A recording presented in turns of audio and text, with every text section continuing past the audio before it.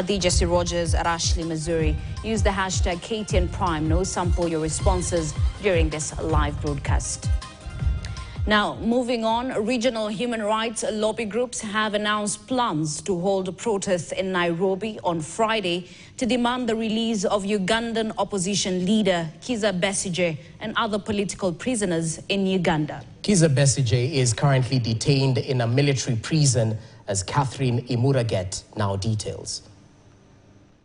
All political prisoners in Uganda. Speaking during a joint press briefing in Nairobi, several human rights organizations led by Amnesty International declared their intention to march to the Ugandan embassy on Friday to pressure Ugandan authorities to immediately release Kizza Besigye, Haji Lutale, Aaron Kizza, and other political detainees. We are calling for their immediate release and not for a quick trial process. These governments, particularly the heads of states, are working together to silence their critics.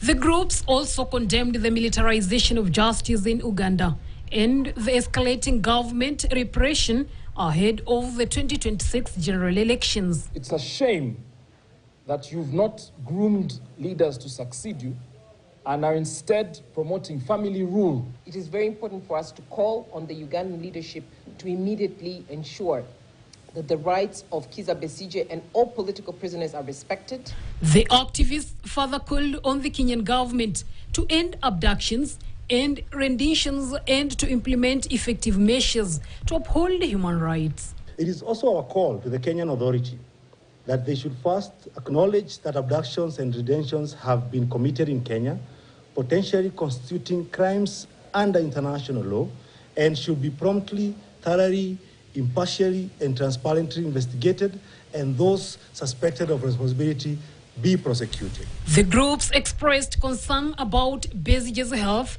claiming his condition is deteriorating and urgent intervention is required. We must condemn this in the strongest ways possible, and we must ask also our government, who actually played a strong hand in abductions of Dr. Besigye, to actually speak out and hold the government of Uganda accountable on this. Besigye has been in police custody since November 2024 after he was allegedly kidnapped in Nairobi.